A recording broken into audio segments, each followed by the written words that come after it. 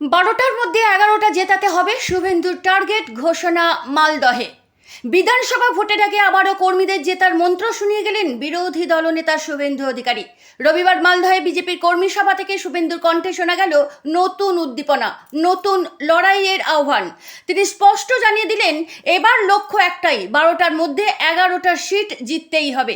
শুভেন্দু বলেন, লড়তে হবে, শুধু বিরোধিতা করলে হবে না, আমাদের সংকল্পপত্র পূরণ করতে হবে, প্রতিটি কর্মীর কাছে সেই দায়িত্ব পৌঁছে দিতে হবে।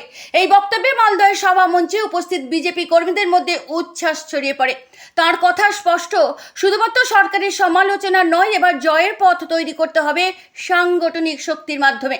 শুভেন্দু আরো বলেন, ওই সুজাপুরটা হবে না, আমরা 8%, ওরা 92%, বাকি সব সিট জিততেই হবে।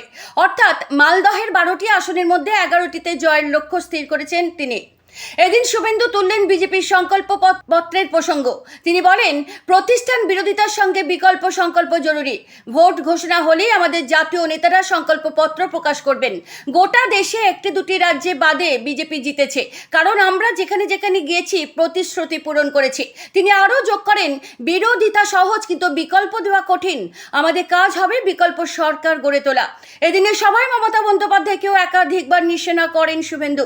তাঁর অভিযোগ, মুখ্যমন্ত্রী সবসময় হিন্দু ভোট ভাগ করার চেষ্টা করেন, কিন্তু কখনো মুসলিম ভোট ভাগের কথা বলেন না। তিনি বলেন, মমতা বলেন, ধর্ম যার যার, উৎসব সবার, আর আমি বলি ধর্ম যার যার, রক্ষা করার দায়িত্ব তার। শুভেন্দুর দাবি, সনাতনী ঐক্য গড়ে তুলতে হবে। মমতা বন্দ্যোপাধ্যায় অমুসলিমদের বিভক্ত করতে চান, আদিবাসীদের সঙ্গে কর্মীদের ঝগড়া লাগাতে চান, পাহাড়ে 11টা বোর্ড বানিয়ে রাজবংশীদের বিভাজিত করেছেন, এটাই তার কৌশল।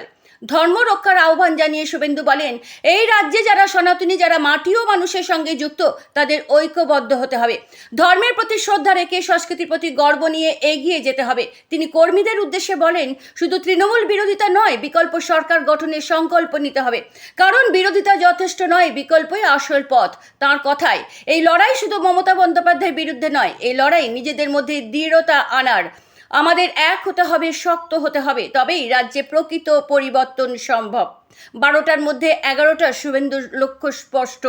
বিধানসভা ভোটের আগে চরম বার্তা বিজেপি কর্মীদের। আপনাদের স্বাগত জানাই সারা বাংলা 24 চ্যানেলে। সবার আগে খবর শুধু সারা বাংলা 24-এ। চ্যানেলটি সাবস্ক্রাইব করুন, ভিডিওটি শেয়ার করুন, সবার আগে খবর পেতে থাকুন সারা বাংলা 24-এর সঙ্গে।